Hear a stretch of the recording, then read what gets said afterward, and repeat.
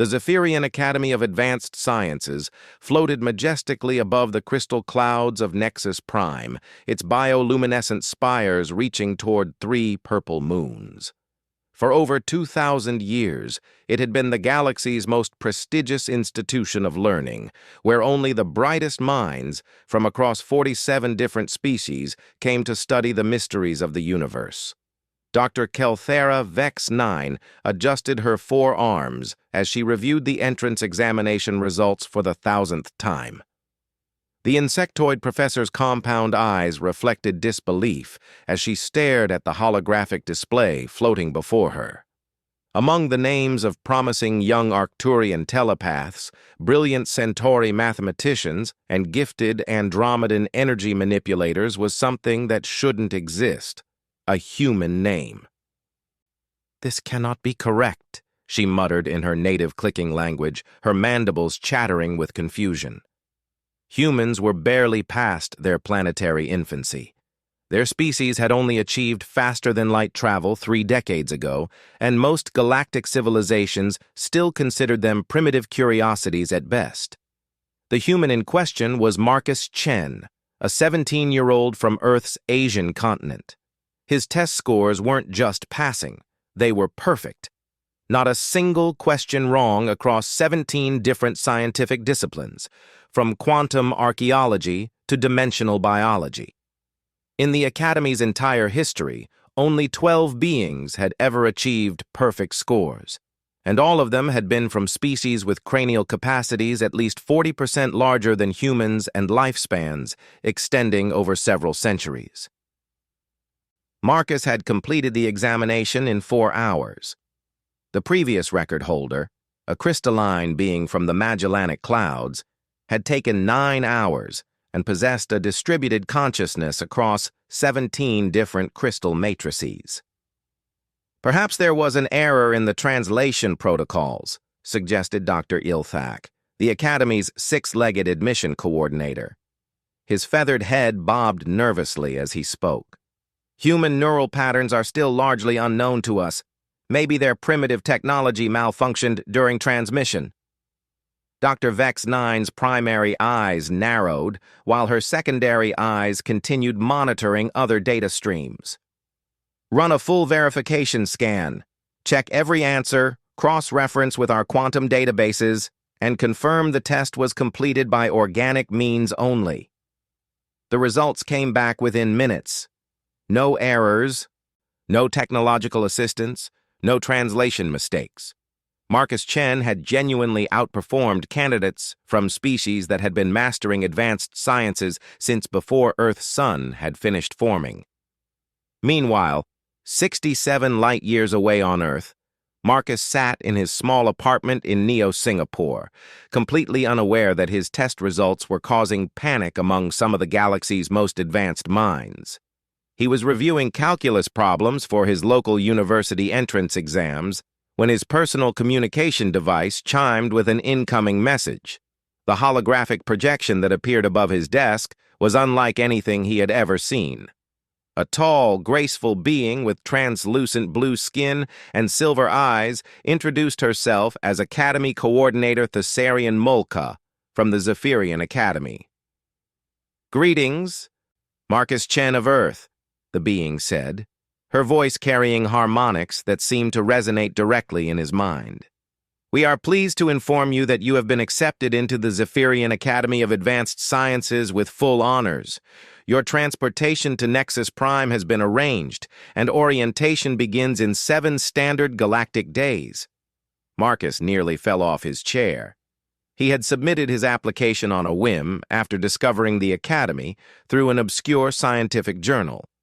The application process had been mostly automated, and he'd assumed it was some kind of advanced simulation or theoretical exercise. The idea that it was real, that there was actually a Galactic Academy of Sciences, seemed impossible. "I'm sorry," Marcus stammered, "but I think there might be some mistake. I'm just a high school student from Earth. I don't even have my local university degree yet." The coordinator's expression shifted to what Marcus assumed was surprise, though it was difficult to read alien facial expressions. According to our records, you achieved perfect scores on our entrance examination. This places you among the most intellectually gifted beings we have encountered in over 4 centuries. There is no mistake. Over the next few hours, Marcus learned about the broader galactic community, the Academy's role in advancing interspecies scientific cooperation, and the honor that had been bestowed upon him. The reality was overwhelming, but also thrilling. Since childhood, he had devoured every piece of scientific knowledge he could find, often staying up until dawn reading research papers that his teachers said were far beyond his level. His parents, both engineers themselves, were initially skeptical but eventually supportive. "You've always been exceptional," his mother said, tears in her eyes. "If this is real, it's the opportunity of a lifetime." The next week passed in a blur of preparations. Galactic health protocols required him to undergo genetic stabilization to survive in different atmospheric conditions. His brain was fitted with a universal translation matrix, a process that felt like having his neurons gently rearranged by invisible hands. Most surprisingly, he was assigned a personal academic mentor, something typically reserved for only the most promising students. His mentor turned out to be Professor Quilon Tech 7, a renowned physicist from the silicon-based Crystech Empire. When the professor's holographic projection first appeared in Marcus's room, the being appeared as a constantly shifting geometric pattern of light and sound. "Fascinating," Professor Tech 7 hummed, his voice like crystalline chimes in a windstorm. "I have reviewed your examination responses, young human. Your approach to multidimensional calculus is unconventional. Most species approach such problems by expanding their consciousness across multiple parallel thought processes. You seem to have achieved similar results through what you call intuitive leaps."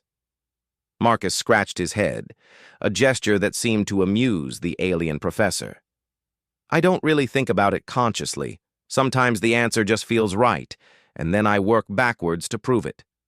"Remarkable. This suggests that human neural architecture might be fundamentally different from what we have previously encountered. Your species appears to excel at pattern recognition and creative problem-solving rather than pure computational power." The journey to Nexus Prime took place aboard the Academy transport vessel, Luminous Theorem. Marcus was one of 43 new students from across the galaxy, and he quickly realized just how out of place he was.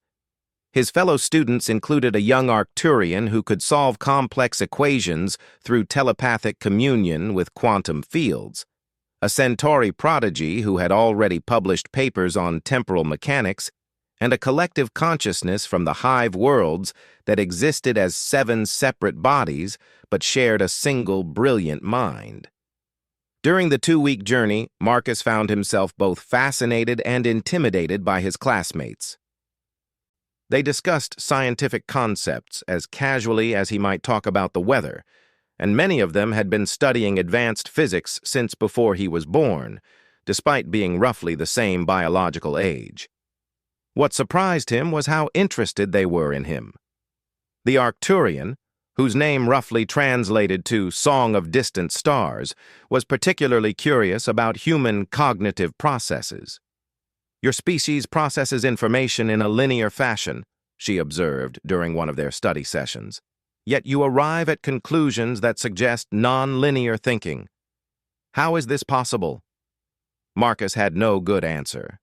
He was beginning to realize that what felt natural to him might actually be quite unusual in the broader galactic context. The Academy itself was more magnificent than any description could capture. Built into and around a living crystal formation the size of a small moon, it existed in perfect harmony with its environment. Corridors that seemed to stretch infinitely were actually folded space, allowing students to walk from one building to another across vast distances. Gardens filled with plants from 1,000 worlds created atmospheric zones suitable for different species, while gravity fields adjusted automatically to accommodate everything from gas-based entities to beings made of living metal. Marcus's dormitory room was in the human-compatible wing, a new addition that had been hastily constructed when the Academy learned they would be hosting their first human student. The room felt familiar, yet alien. The furniture was recognizable, but made from materials that seemed to shift color based on his mood and needs. On his first day of classes, Marcus discovered that he would be taking the same advanced courses as students who had been at the Academy for years. Quantum field theory with Professor Vex 9, dimensional mathematics with the legendary Dr. Yorth Ka, and applied consciousness studies with a being so advanced that it existed partially outside normal space-time. The first class was quantum field theory. Professor Vex 9's compound eyes focused on Marcus as he entered the lecture hall, a vast amphitheater where students of wildly different physiologies could all participate comfortably. Today we will explore the relationship between consciousness and quantum state collapse, Professor Vex 9 announced, her forearms gesturing toward a three-dimensional holographic model that appeared in the center of the room. Who can explain the Zorthak principle regarding observer effect in multidimensional matrices? Several students raised appendages, tentacles, or energy projections to volunteer answers. Marcus listened as a student who appeared to be made of living plasma provided a complex explanation involving 17 different mathematical proofs. Correct, but incomplete, Professor Vex 9 noted. The Zorthak principle also suggests that the observer's cognitive framework influences the nature of the collapse itself. This means that different species might observe different quantum behaviors when examining identical phenomena. Marcus's hand went up almost involuntarily.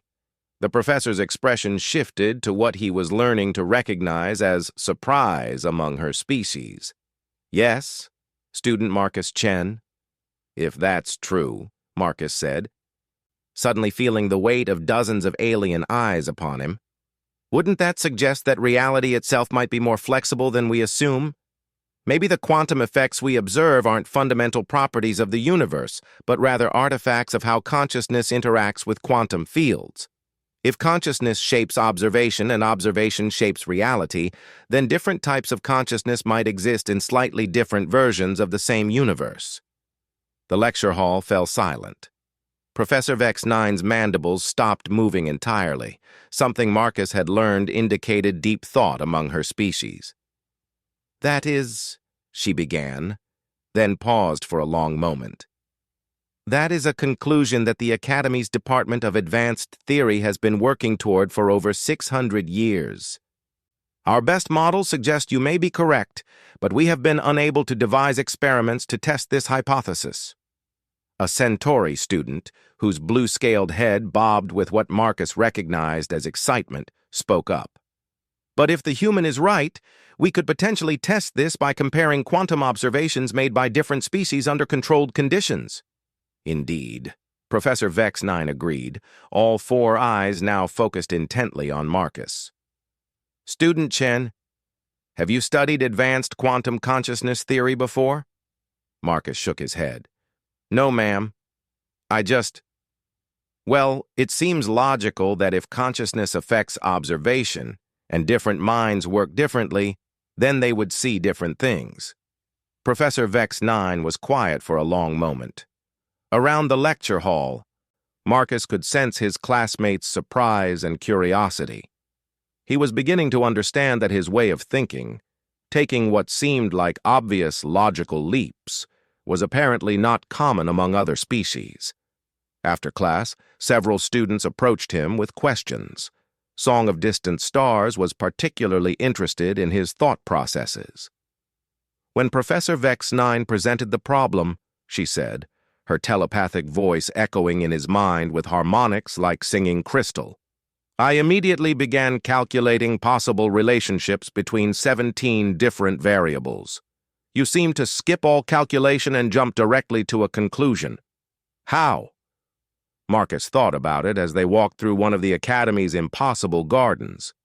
where flowers from different worlds grew in carefully maintained biomes that allowed them to coexist despite requiring completely different atmospheric conditions. "I don't really know," he admitted. "When I heard about consciousness affecting quantum observation, it reminded me of something I read about human perception, how optical illusions work. If our brains interpret visual information differently based on context, and consciousness is basically how our brains interpret everything, then it makes sense that different types of consciousness would interpret quantum information differently too." Song of Distant Stars stopped walking. Her crystalline features, shifting through several colors that Marcus was learning, indicated deep thought. "You just connected a concept from human psychology to advanced quantum physics. That type of cross-disciplinary insight typically requires decades of study across multiple fields." "Maybe," Marcus said, "but it seems pretty obvious once you think about it." What Marcus didn't know was that this conversation was being monitored by the Academy's administration. In her office, high in the crystal spires, Dr. Kelthera Vex 9 was reviewing recordings of his first day with growing amazement. "He's not processing information the way we expected," she told Academy Chancellor Morka Thessarian during their daily briefing.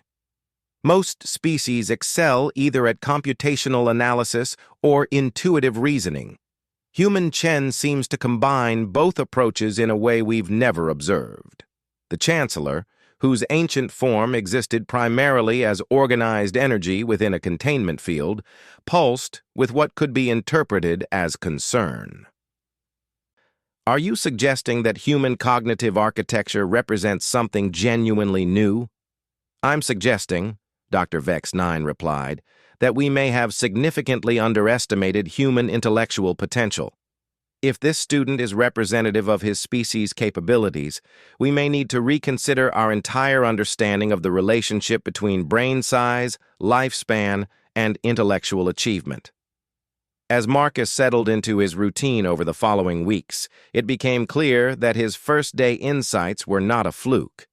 In dimensional mathematics, he proposed simplifications to calculations that had puzzled scholars for centuries. In applied consciousness studies, he suggested experimental designs that could test theories previously considered purely theoretical. Most remarkably, he seemed to excel not through superior computational power or vast knowledge, but through an almost uncanny ability to see connections and patterns that others missed. Where his classmates would spend hours performing complex calculations, Marcus would often arrive at correct answers through what he called shortcuts, logical leaps that somehow bypassed traditional analytical methods. His professors were beginning to realize that they weren't just dealing with an unusually bright student. They were observing a fundamentally different approach to understanding the universe, one that might represent capabilities unique to human consciousness. The real test would come soon enough.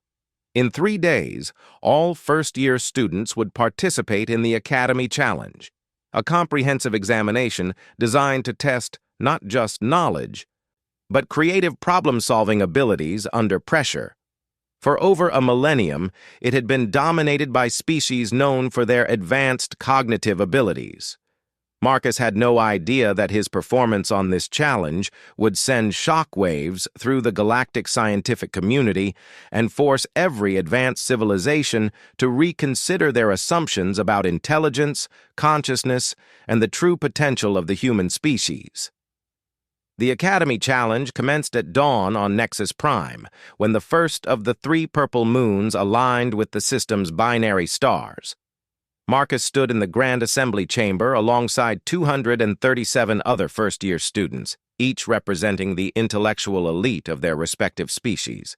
The chamber itself was a marvel of engineering, a spherical space where gravity could be adjusted for different physiologies, allowing gas-based entities to float alongside solid matter beings, while energy-form students projected themselves into the shared reality.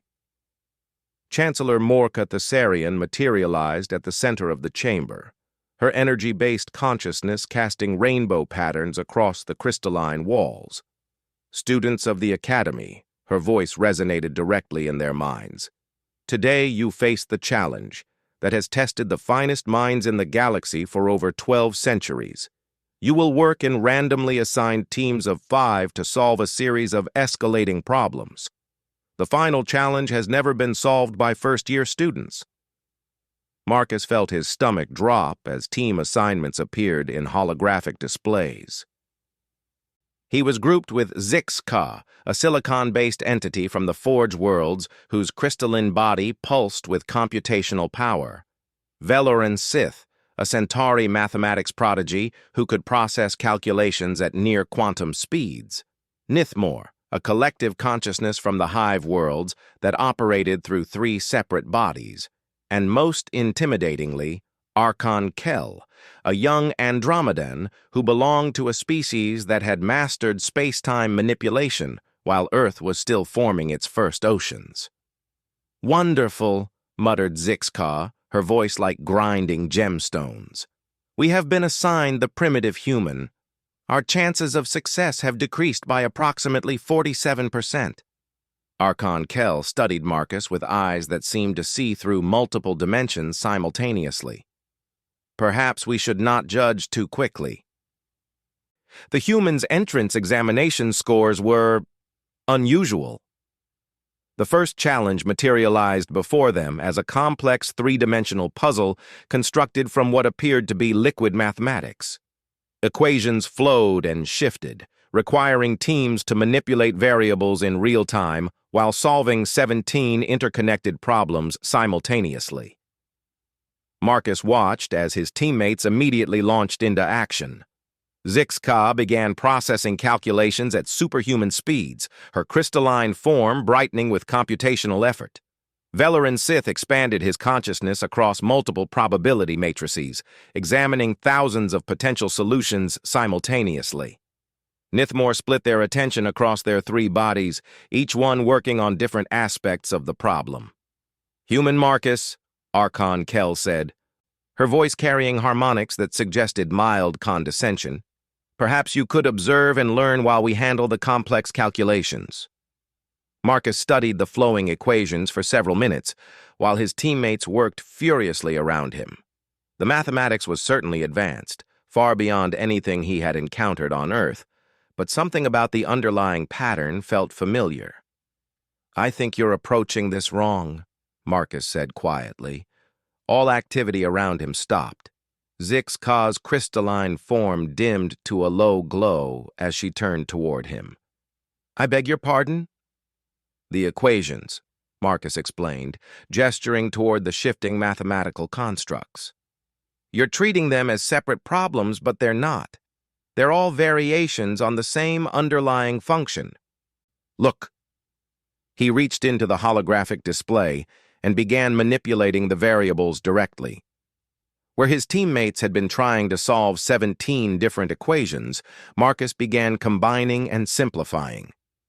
Within minutes, the complex puzzle collapsed into a single elegant solution that satisfied all requirements simultaneously.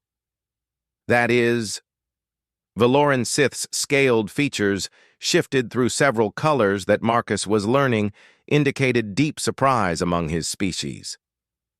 That should not have been possible. The computational requirements alone. "I didn't compute anything," Marcus said. "I just looked for the pattern."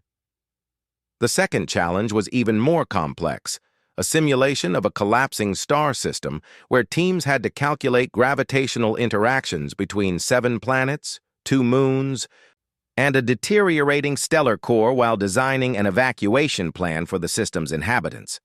The mathematics involved quantum-level precision across astronomical scales. Once again, Marcus's teammates launched into intensive calculations. Archon Kell began manipulating space-time equations with her species' natural abilities, while Nithmor's collective consciousness processed multiple evacuation scenarios simultaneously. Zix-Ka calculated orbital mechanics with crystalline precision. Marcus watched the simulation for nearly an hour, occasionally asking what seemed like simple questions. "Why are you assuming the star's collapse will be symmetrical?" What if the evacuation ships use the gravitational slingshot effect? Could you redirect one of the smaller planets instead of moving all the inhabitants? His teammates initially dismissed his questions as naive, but as their own complex calculations repeatedly failed to produce viable solutions, they began paying more attention to his seemingly obvious observations. The gravitational field isn't collapsing uniformly, Marcus pointed out, highlighting sections of the simulation. It's creating a spiral pattern. If you time the evacuations to follow the spiral instead of fighting against it, you could cut the energy requirements by about 80%. Velaran Sith's computational matrix stuttered to a halt. The energy savings calculations, yes, this could work. But how did you identify the spiral pattern? The gravitational field variations are occurring across 17 dimensions simultaneously. Marcus shrugged. It reminded me of water going down a drain. Same basic physics, just bigger.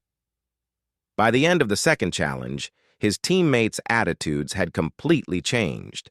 Zixka's crystalline form now pulsed, with what Marcus was learning indicated excitement among her species. Human Marcus, your approach to problem-solving is unlike anything in our databases. How do you see these patterns so quickly? I don't know, Marcus admitted. Maybe it's because I don't know enough to understand why things should be impossible. The third and final challenge was legendary among Academy students. Called the Nexus Problem, it had been attempted by first-year teams for centuries without success. The problem was simple in description but staggering in complexity.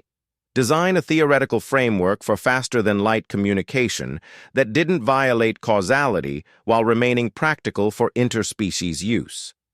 As the problem parameters materialized before them, Marcus heard several teams around the chamber groan in dismay.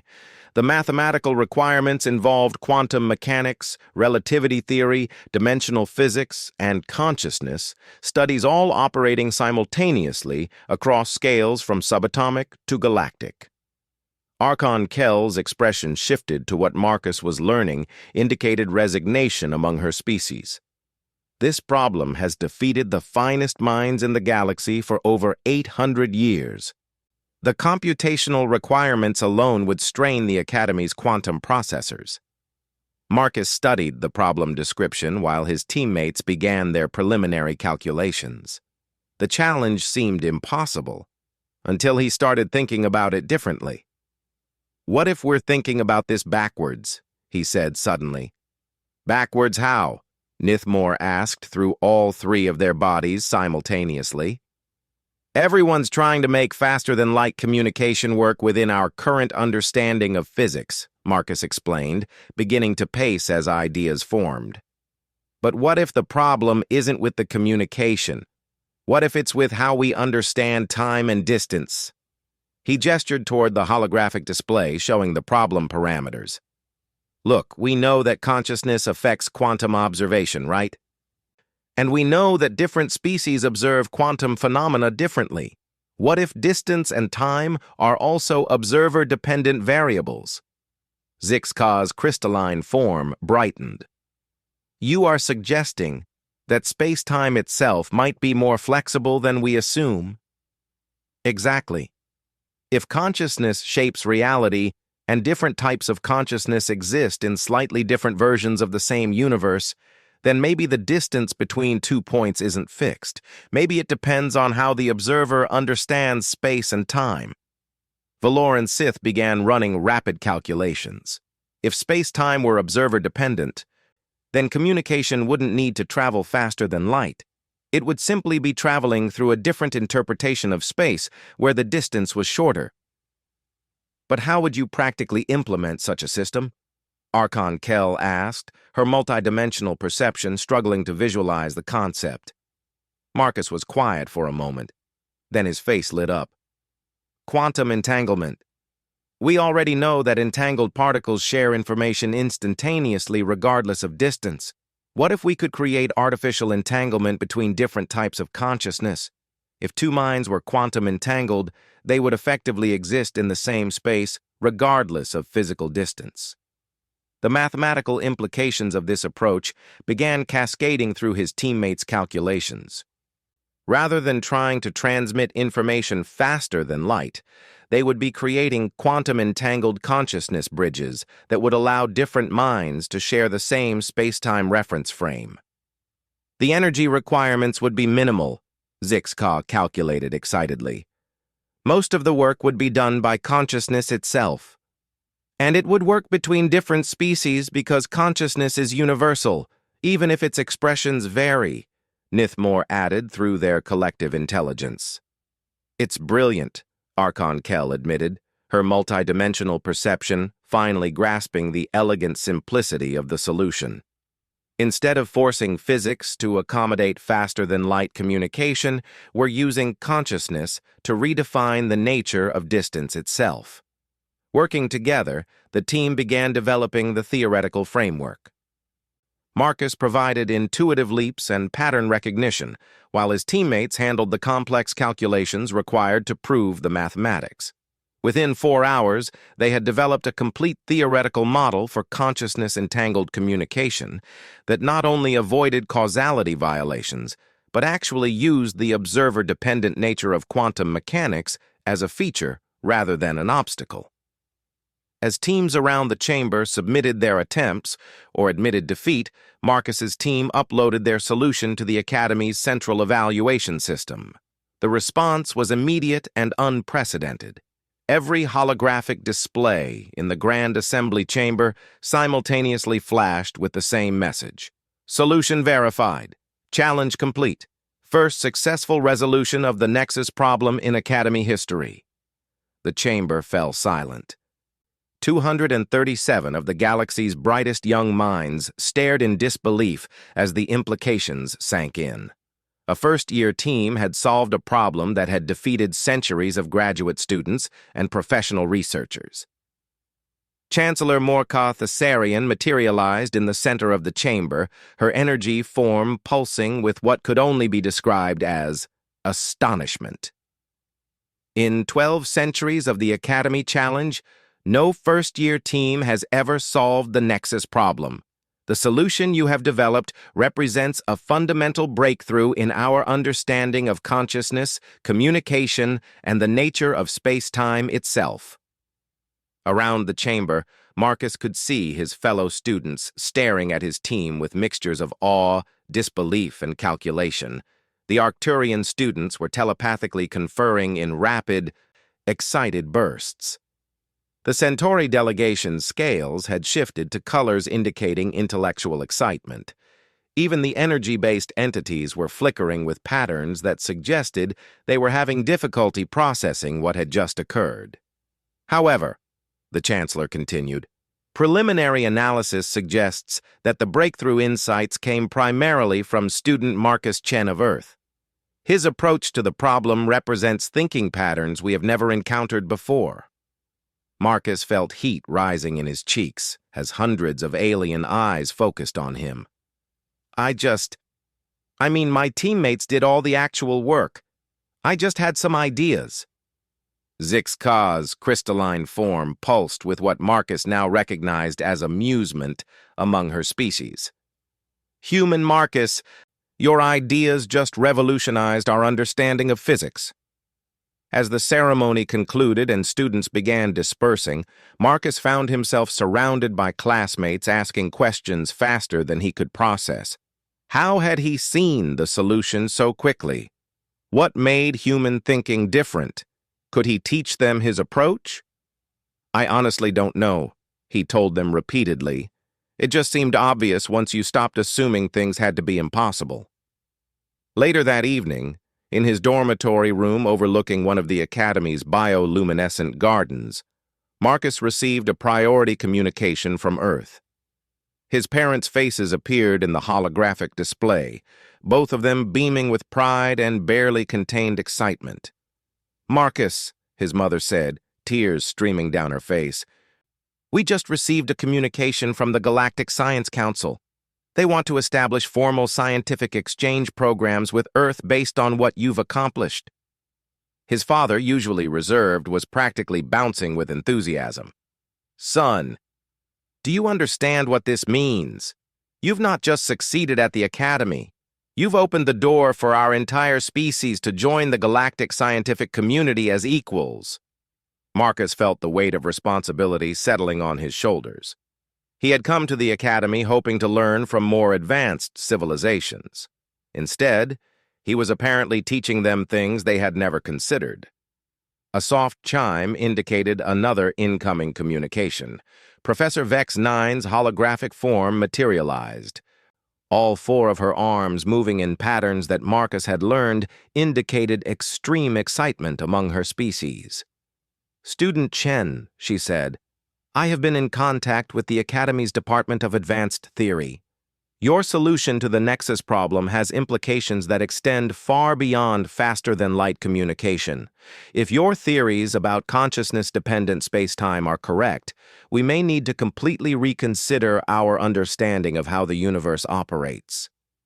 She paused, her compound eyes focusing intently on him. "There is something else.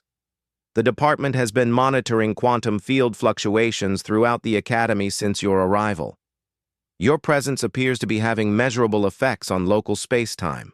When you solve problems or have insights, the quantum fields around you demonstrate previously unknown behaviors."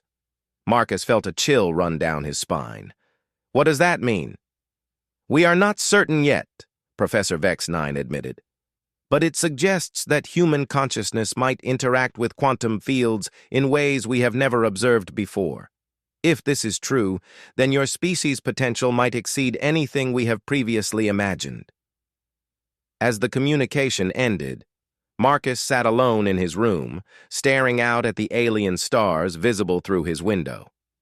When he had applied to the Academy, he had expected to be the student, to learn from civilizations that had mastered science while humanity was still discovering fire.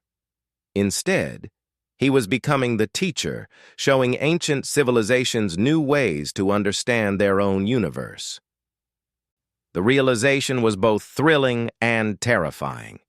What other capabilities might humans possess that they didn't even know about? And what would happen when the galaxy's other powers learned about humanity's true potential?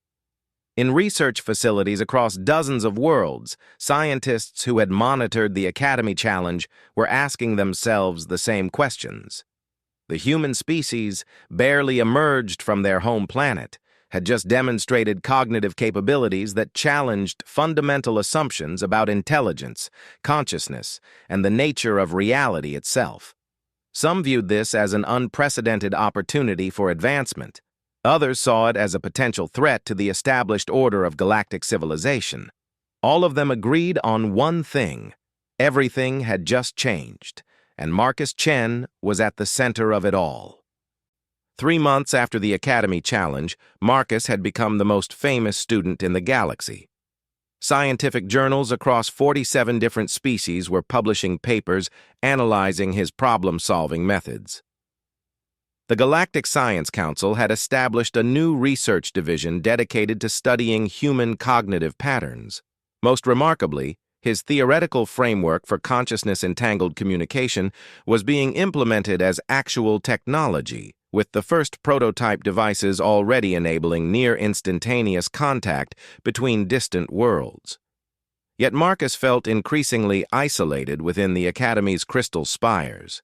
His classmates, once merely curious about his unusual thinking, now approached him with a mixture of reverence and nervous excitement that made normal friendships impossible. Even Song of Distant Stars, who had been his closest companion, now spoke to him primarily about research applications rather than the casual conversations they had once enjoyed. The situation came to a head during advanced consciousness studies, a class that had become increasingly focused on analyzing Marcus himself, rather than the broader principles they were supposed to be learning. Professor Yil Kamor, whose ancient consciousness existed partially outside normal space-time, had been conducting what amounted to live experiments on Marcus's thought processes for weeks. Today we will observe Student Chen solving an unseen problem while monitoring quantum field fluctuations around his consciousness, the professor announced, her multi-dimensional voice echoing through realities that Marcus could barely perceive. This will help us understand how human cognition interacts with the fundamental fabric of space-time. Marcus felt something snap inside him. He stood up abruptly, his chair scraping against the crystalline floor. "No," he said firmly. "I'm not doing this anymore." The classroom fell silent. Professor Yilkamore's consciousness rippled with what might have been surprise. "Student Chen, this research could revolutionize our understanding of me," Marcus interrupted. "You're not studying consciousness in general. You're studying me specifically, like I'm some kind of laboratory specimen." He looked around at his classmates, all of whom were staring at him with that familiar mixture of awe and scientific curiosity. "When's the last time any of you asked me how I'm doing? When's the last time we talked about anything that wasn't related to how my brain works?" Song of Distant Stars shifted uncomfortably in her seat, her crystalline features cycling through colors that indicated guilt among her species. "Marcus, we were only trying to—" "I know what you were trying to do," Marcus said, his frustration finally boiling over. "But I came here to learn, not to be studied. I wanted to make friends and explore the universe and become a better scientist. Instead, I'm being treated like a curiosity." He walked out of the classroom, ignoring Professor Yilkamore's calls for him to return. For the first time since arriving at the academy, Marcus felt truly alone. He found himself in one of the academy's observation decks, staring out at the cosmic vista that surrounded Nexus Prime. The binary stars were setting behind a nebula that painted the sky in shades of gold and purple, while the three moons created complex tidal patterns in the crystal clouds below. "Beautiful, isn't it?" a voice said behind him. Marcus turned to see Chancellor Morka Thessarian materializing on the observation deck. Her energy form was dimmed to a comfortable level, creating patterns of soft light that somehow conveyed warmth and understanding. "Chancellor," Marcus said, straightening up, "I'm sorry about walking out of class. I know the research is important, but you are 17 years old," the Chancellor interrupted gently, "and you have been carrying burdens that would challenge beings with centuries of experience." She moved closer. Her energy patterns shifting to what Marcus had learned indicated compassion. "We have all been so fascinated by what you represent that we forgot to consider what you need." Marcus felt tears threatening to fall, a human expression that had become familiar to many Academy species, but still felt embarrassing to display. "I don't want to be special," he admitted. "I just want to belong somewhere." The Chancellor's energy form pulsed with gentle understanding. "Marcus, may I share something with you? When I was young, many centuries ago, my species first encountered quantum consciousness manipulation.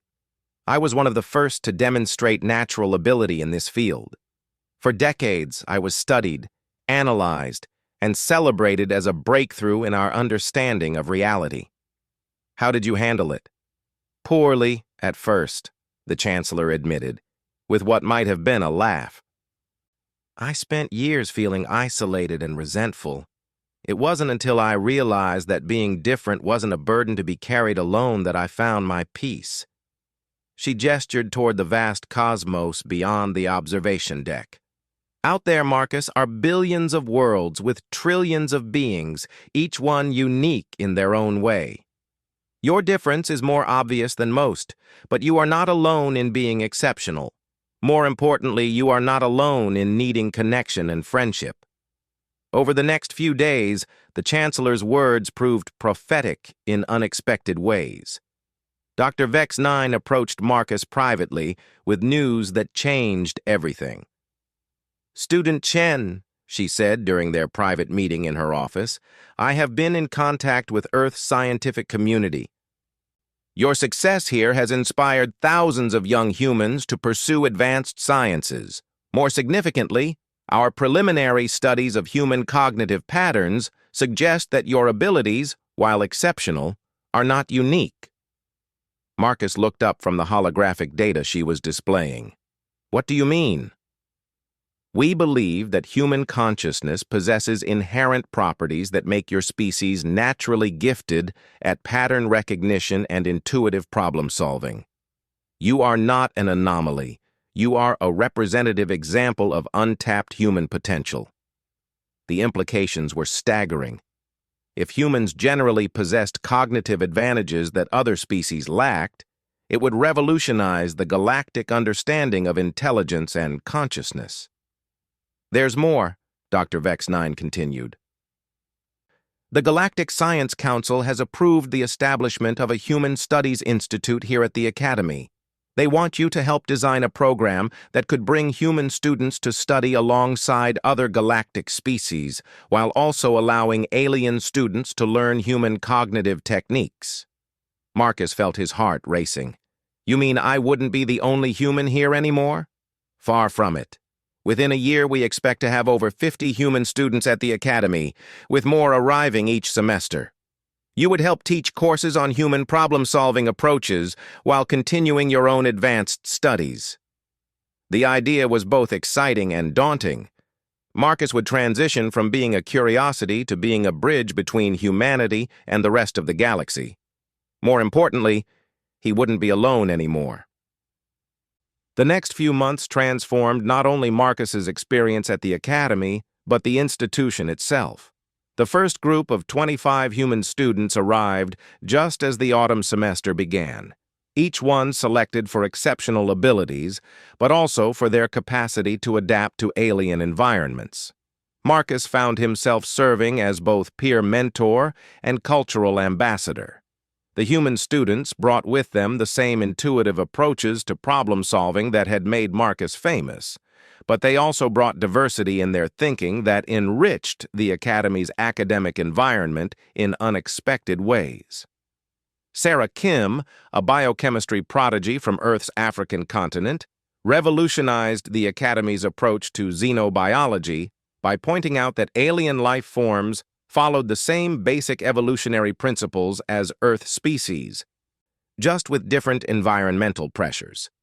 James Okafor, a physics student from the European Union, developed new approaches to dimensional mathematics by applying human musical theory to quantum harmonics. Most remarkably, the human students began collaborating with their alien classmates in ways that produced unprecedented breakthroughs. The combination of human intuitive thinking with alien computational power created research partnerships that exceeded what either species could accomplish alone. Marcus's friendship with Song of Distant Stars, which had been strained by months of scientific scrutiny, blossomed into something deeper and more meaningful. She became fascinated not by his problem-solving abilities, but by his perspectives on art, music, and philosophy, aspects of human culture that had been largely overlooked in the focus on scientific capabilities. Your species has such a unique relationship with time, she observed during one of their walks through the Academy's interdimensional gardens. Most galactic civilizations view time as a resource to be managed or a problem to be solved. Humans seem to experience it as something to be savored. Marcus smiled, watching as earth flowers bloomed alongside crystalline formations from her homeworld in impossible botanical harmony. Maybe that's because we don't live very long compared to most of you. We know our time is limited, so we try to make it meaningful. That might be why your cognitive approaches are so effective, Song mused, her crystalline features shifting through patterns of thoughtful contemplation. Other species try to solve problems by accumulating enough information and computational power to brute force solutions. Humans seem to solve problems by understanding them intuitively and then finding elegant shortcuts. Their conversation was interrupted by an emergency alert echoing through the Academy's communication systems. Chancellor Morka Thessarian's voice resonated with urgent authority. All students and faculty report to the Grand Assembly Chamber immediately. We have received a priority communication from the Galactic Defense Council. In the assembly chamber, thousands of beings from across the galaxy gathered in tense anticipation. The Chancellor materialized at the center of the space, her energy form pulsing with patterns that indicated extreme concern. "Students and colleagues," she began, "we have received intelligence of a crisis that threatens the stability of galactic civilization. The void entities, a form of hostile intelligence from outside our dimension, have begun systematic attacks on our most advanced research facilities." Marcus felt a chill run down his spine. He had heard whispers about the void entities during his studies of advanced dimensional theory, but they had seemed like theoretical threats rather than immediate dangers. "These beings exist partially outside normal space-time," the Chancellor continued. "They appear to be targeting facilities that conduct research into consciousness and quantum manipulation. Their attacks have destroyed research stations in the Andromeda sector, the Centauri Research Complex, and 3 Academy satellite campuses. A holographic display materialized, showing the devastating aftermath of the attacks.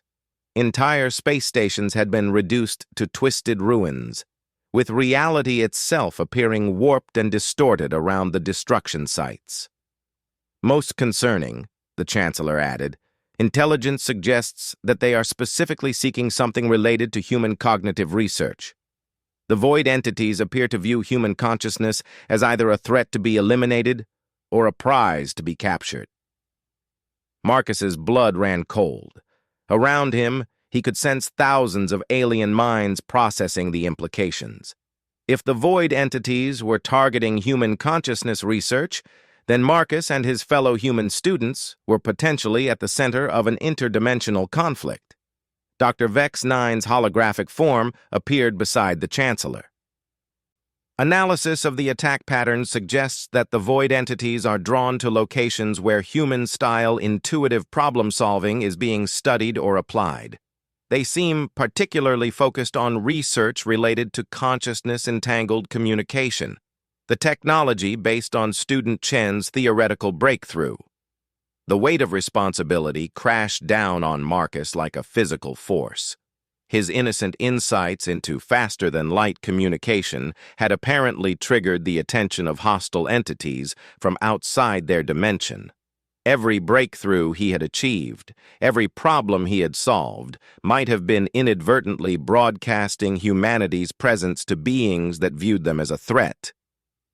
However, the Chancellor continued, her energy form brightening slightly, preliminary analysis suggests that human cognitive abilities might also represent our best hope for defense against this threat. The void entities exist partially outside normal space-time, making them extremely difficult for conventional intelligence to understand or predict. Human intuitive thinking might be uniquely suited to developing countermeasures. Around the assembly chamber, alien minds processed this information with computational efficiency that Marcus could almost sense. The implications were clear.